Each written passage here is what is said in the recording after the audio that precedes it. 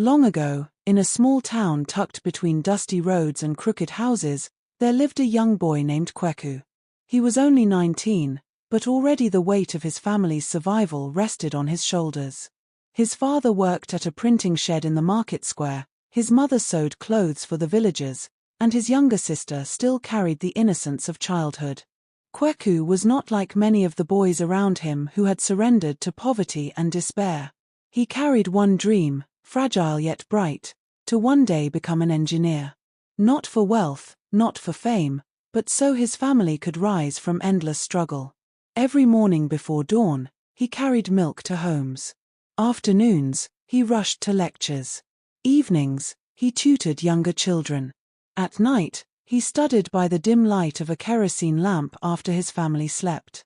But one season, misfortune struck. The printing shed where his father worked closed without warning. His father returned with empty hands and a heavy silence. With their main income gone, the family's burden fell heavier on Kweku. He worked more jobs, hauling yams for traders, delivering vegetables, sweeping stalls, but no matter how hard he pushed, it was never enough. One night, his friends mocked him. "Kweku, stop dreaming. No child from these streets ever wears the crown of success. You cannot fight the destiny of poverty." Kweku did not answer, but his heart ached. He wandered until his feet carried him to a quiet hill where elders once came to pray. There, beneath the shade of an old baobab, sat a grey-bearded sage. His eyes held the calm of rivers, his presence the weight of wisdom. The boy broke down before him. "Grandfather, I am weary. No matter how hard I try, the world beats me down. My dream feels like dust slipping through my fingers." The sage listened and then spoke softly. "Son, will you obey me for 10 days? Kweku nodded. "Do you see that mango tree? Each day, a pigeon builds its nest there. For the next 10 days, I want you to destroy it. Ask no questions." Though troubled, Kweku obeyed. The next morning, he tore apart the small nest the bird had woven with twigs and leaves. It felt cruel, like snatching away someone's home. Yet the following morning, the pigeon was back, calm, patient, gathering twigs again. Day after day, Kweku destroyed its work, and day after day, the pigeon returned, building anew without anger or complaint. On the 10th day, Kweku approached the tree. The pigeon was at work again, its little beak busy with twigs. Kweku lifted his hand to destroy the nest, but froze. His heart would not allow it.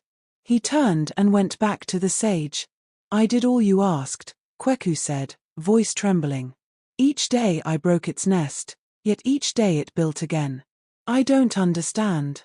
The sage smiled. "That, my son, was the lesson. The pigeon knows its nest may fall, yet it never stops building. Why? Because it believes that one day, its home will stand. That is life. The world will break your work, your hopes, your strength.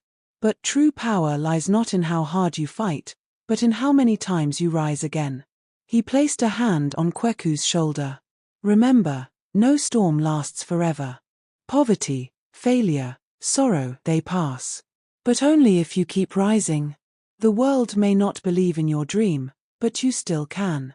Kweku walked home that evening, still burdened, still poor, but something within him had changed. His shoulders carried not just struggle, but also faith. And from that day, whenever hardship struck, he remembered the pigeon's nest and built again. Moral of the story: no matter how many times life breaks you down, never stop rebuilding. Just like the pigeon, true strength lies not in avoiding hardship but in rising after every fall.